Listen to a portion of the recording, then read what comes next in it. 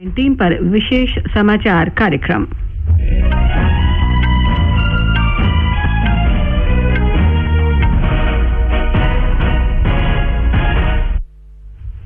सरकार ने कहा, देश में कोरोना मरीजों के ठीक होने की दर लगभग 17.5%।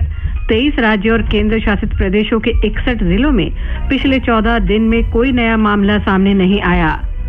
लॉकडाउन के अनुपालन की समीक्षा के लिए 6 अंतर मंत्रालय केंद्रीय दल महाराष्ट्र, राजस्थान, मध्य प्रदेश और पश्चिम बंगाल के दौरे पर।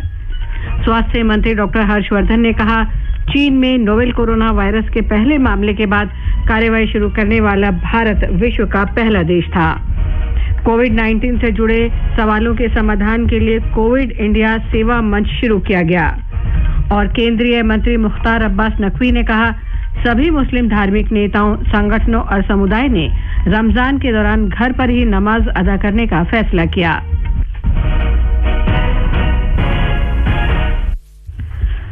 कोविड-19 पर विशेष समाचार कार्यक्रम में अपने सहयोगी सिद्धार्थ सिंह के साथ मैं लवली निगम। देश में कोरोना मरीजों के ठीक होने की दर लगभग 17.5% है।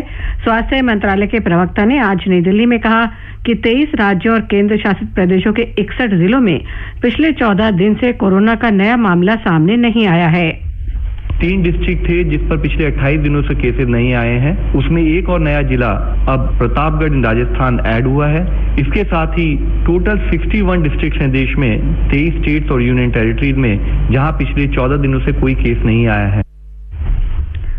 पिछले 24 घंटों में कोरोना के 1336 और मरीजों के सामने आने से कोविड-19 के मरीजों की कुल संख्या 18,601 हो गई है।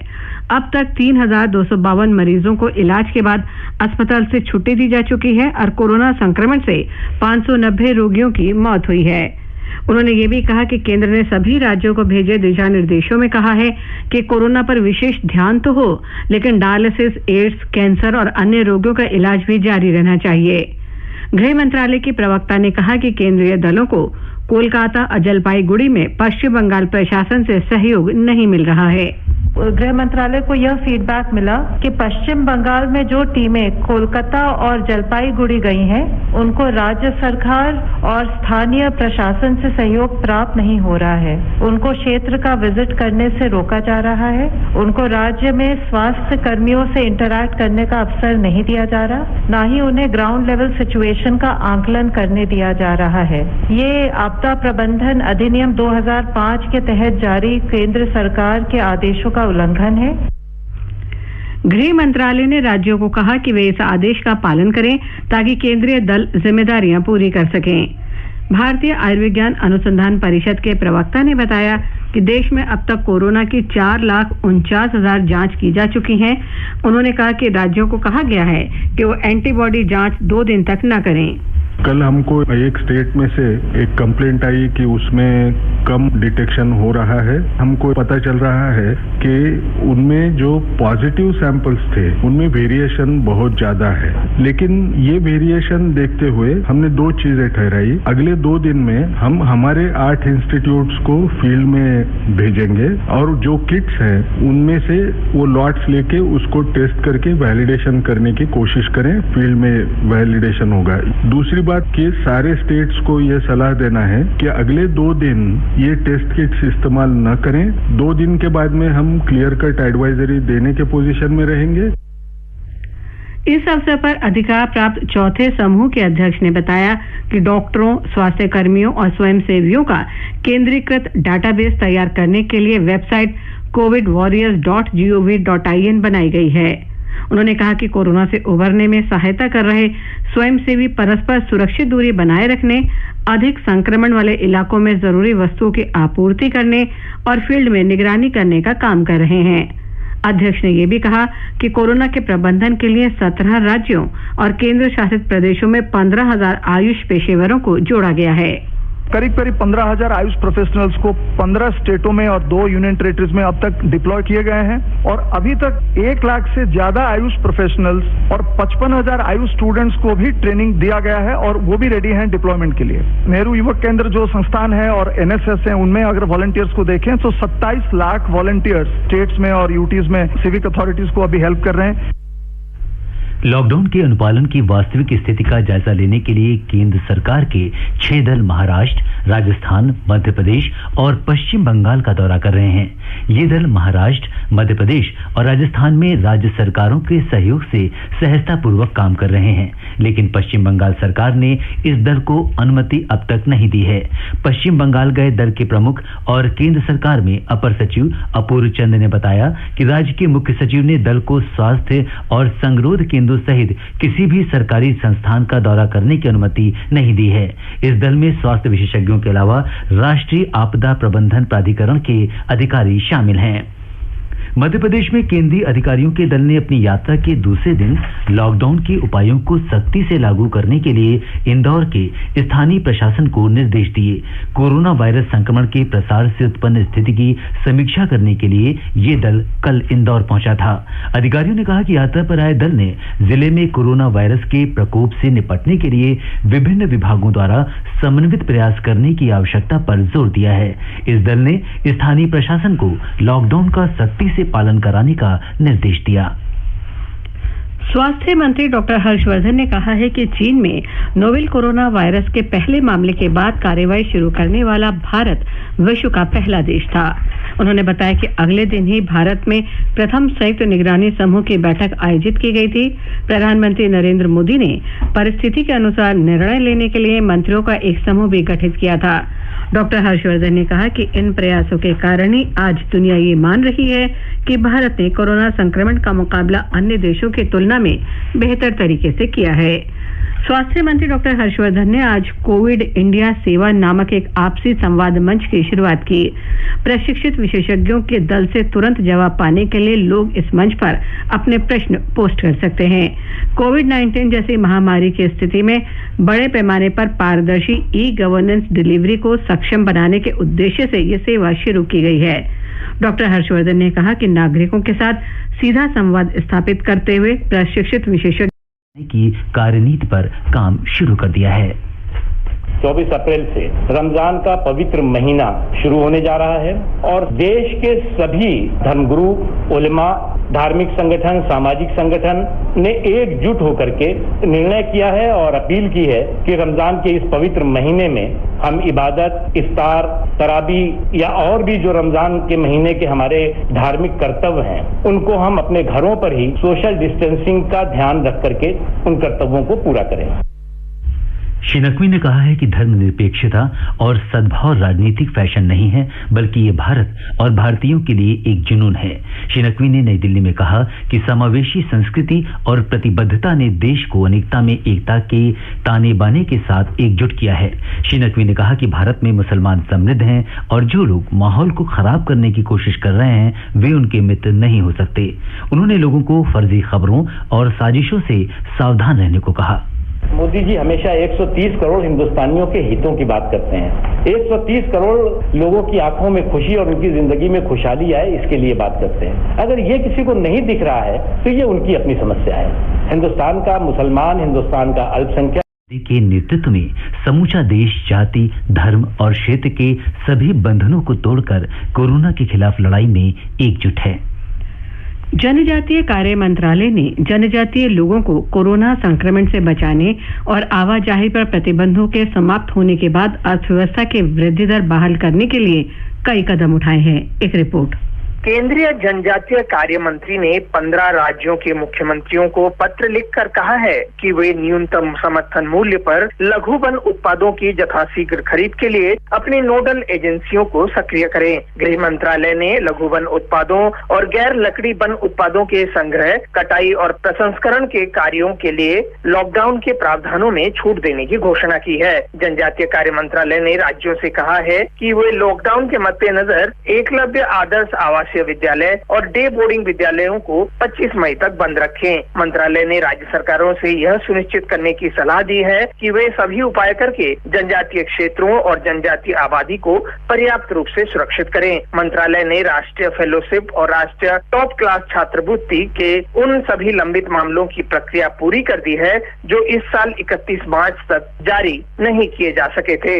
जनजातीय कार्य मंत्रालय द्वारा कोविड-19 महामारी के बाद अर्थव्यवस्था में वृद्धि को बहाल करने के लिए रूपरेखा तैयार करने और इनमें से प्रत्येक पहल के कार्यान्वयन के आवश्यक उपाय करने के लिए अधिकारियों की 3 टीमों का गठन की गई है। अनुपम मिश्र, आकाशवाणी समाचार, दिल्ली। कृषि मंत्रालय ने लॉकडाउन के दौरान थोक बाजारों में भीड़ भाड़ को कम करने और आपूर्ति श्रृंखला को बढ़ाने के लिए कई उपाय किए हैं। इसके तहत राष्ट्रीय कृषि बाजार ई-नैम पोर्टल में भंडार गृह आधारित व्यापार मॉड्यूल और किसान उत्पादक संगठन आधारित मॉड्यूल जोड़े गए हैं। भंडार गृह आधारित मॉड्यूल से किसान बाजार के रूप में पंजीकृत भंडार गृहों से अपने उत्पाद बेच सकेंगे। किसान उत्पादक संगठन आधारित मॉड्यूल के माध्यम से संग्रहण केंद्रों से अपने उत्पादों को तस्वीर सहित अपलोड किया जा सकेगा, ताकि मंडी गए बिना ही उत्पादों की ऑनलाइन बोली लगाई जा सके। मंत्रालय के अनुसार पंजाब, उड़ीसा, गुजरात, राजस्थान, पश्चिम बंगाल, महाराष्ट्र, तमिलनाडु और उत्तर प्रदेश सहित 12 राज्यों के किसान उत्पादक संगठनों ने व्यापार में हिस्सा लिया। कोविड-19 के खिलाफ लड़ाई में तकनीकी सहायता भी ली जा रही है। इलेक्ट्रॉनिक्स और सूचना प्रौद्योगिकी मंत्रालय ने सर्वश्रेष्ठ आरोग्य सेतु ऐप विकसित किया है। इस ऐप के शुरू होने के 18 दिन में ही लगभग 7 करोड़ लोगों ने इसे डाउनलोड किया है।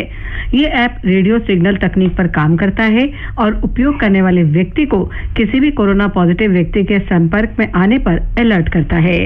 मात्र 30 सेकंड में आरोग्य सेतु ऐप अपने स्मार्टफोन में डाउनलोड करके आप अपने परिवार और खुद को भी कोरोना के संक्रमण से सुरक्षित रख सकते हैं। यदि आप किसी कोविड पॉजिटिव व्यक्ति के संपर्क में आते हैं तो यह ऐप आपको अलर्ट भेजकर सूचित करता है। यहाँ तक कि यदि आप किसी ऐसे व्यक्ति से 14 दिन पहले भी मिले थे जिसके कोरोना पॉजिटिव होने की पुष्टि आज होती है, तब भी यह ऐप आपको आवश्यक सावधानी बरतने के लिए अलर्ट के माध्यम से सूचित करता है। वहीं दूसरी ओर कुछ आसान से प्रश्नों के उत्तर देकर आप खुद भी अपने स्वास्थ्य का विश्लेषण इस ऐप के माध्यम से कर सकते हैं। प्रधानमंत्री नरेंद्र मोदी ने भी कोरोना से लड़ने के लिए देश की जनता से आरोग्य सेतु ऐप डाउनलोड करने का आग्रह किया है।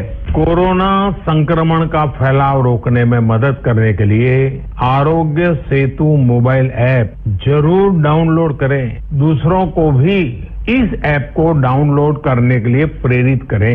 इस ऐप के बारे में बात करते हुए इलेक्ट्रॉनिकी और सूचना प्रौद्योगिकी मंत्रालय के सचिव अजय साहनी ने कहा, If this app is downloaded by each one of us who carries a smartphone, then it is possible for us to generate alerts, early alerts that might reach you even before you realize that you have a possibility of getting infected. In case, God forbid, you actually have the disease, then and you need hospitalization, then connect you with hospitalization service providers as well. This app is the best way to actually get all those services. Akashvani समाचार कर्मियों ने Aarogya Setu app download करके अपने सहकर्मियों को corona से सुरक्षित किया है।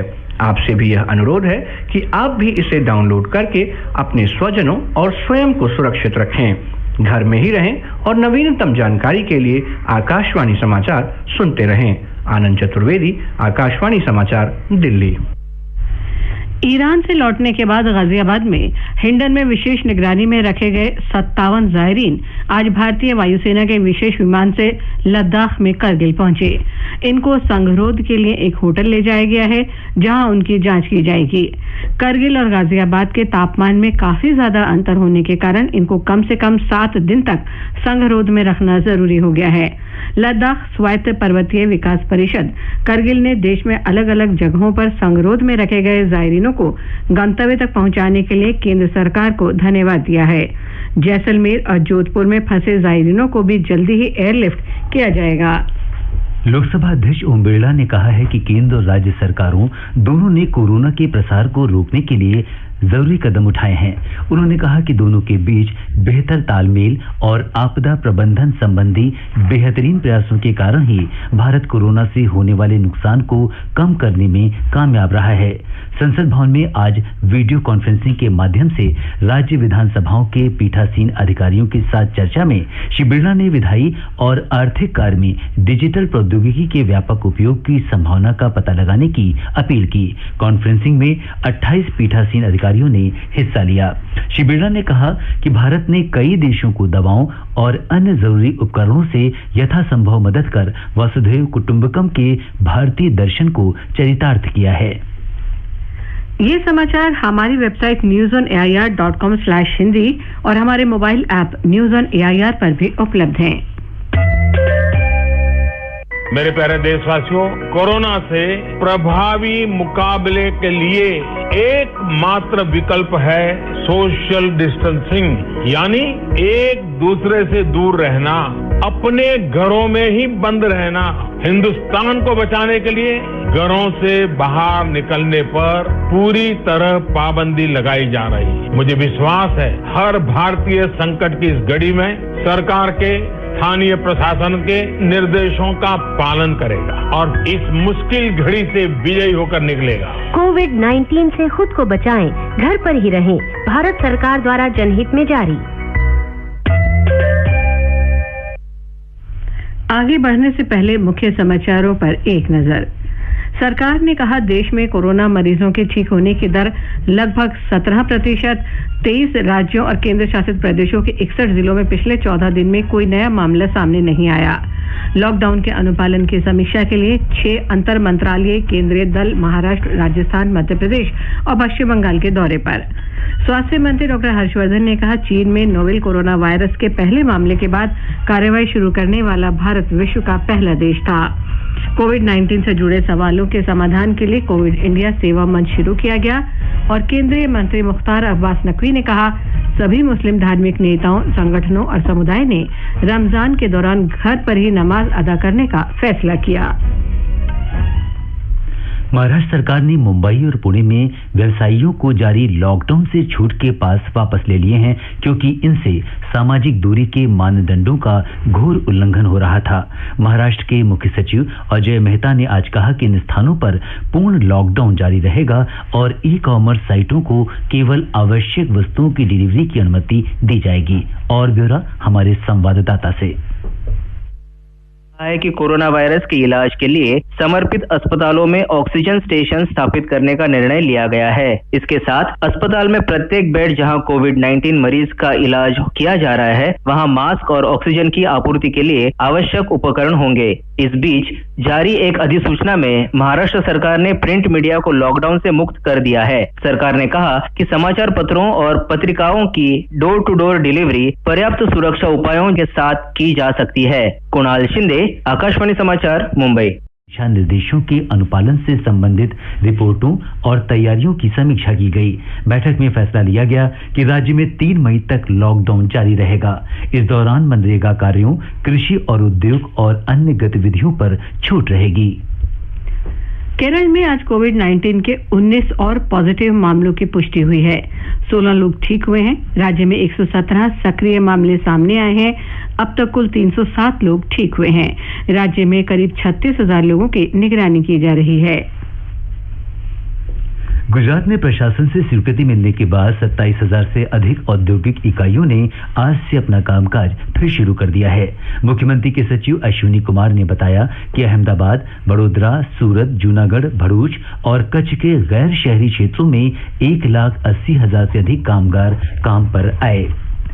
गुजरात में सुरेंद्रनगर जिले के एक किसान शैलेश कटारिया ने लॉकडाउन के दौरान कृषि उत्पाद विपणन समितियों में फिर से खरीदारी शुरू करने के लिए सरकार को धन्यवाद दिया है। यहाँ वढवान एपीएमसी में गेहूँ लेकर आया था। जो सरकार ने इस लॉकडाउन में जो शुरुआत की है उसका मैं सरकार का खूब खूब आभारी हूँ।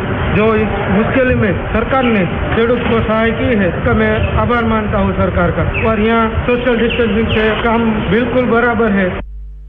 वलसाड जिले की उचित दर दुकान के मालिक जयंती पटेल ने लॉकडाउन के दौरान निःशुल्क राशन बांटने के निर्णय को अच्छा कदम बताया है।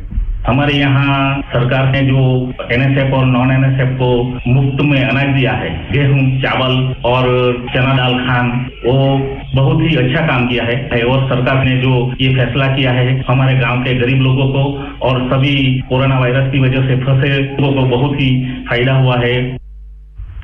साबरकांठा के नील मेहता ने सभी से आरोग्य सेतु ऐप डाउनलोड करने की अपील की है। भारत सरकार ने आरोग्य सेतु नाम की एप्लीकेशन बनाई है जो मैंने डाउनलोड की है और मैं अपने परिवारजनों, मेरे आसपास के रहने वाले सभी लोगों को वो एप्लीकेशन डाउनलोड करने की अपील कर रहा हूँ। मैंने जो मेरे ग्रुप सर्कल्स हैं उनमें भी लोगों को बताया कि वो भी डाउनलोड करें और बहुत लोगों ने तो डाउनलोड भी कर ली है। तो मैं आप सबसे निवेदन करता हूँ, कोरोना महामारी से लड़ने के लिए आप लोग भी आरोग्य सेतु नाम की एप्लीकेशन अभी डाउनलोड करें। हिमाचल प्रदेश में कोरोना महामारी के मद्देनजर प्रधानमंत्री गरीब कल्याण योजना प्रभावी रूप से लागू की जा रही है और इस योजना के तहत लाभार्थियों को जरूरत के हिसाब से पर्याप्त लाभ पहुंचा है। राज्य सरकार सबसे गरीब लोगों के लिए सभी उपाय सुनिश्चित कर रही है ताकि उन्हें आवश्यक वस्तुएं खरीदने में दिक्कत का सामना न करना पड़े। मिजोरम में राज्य सरकार ने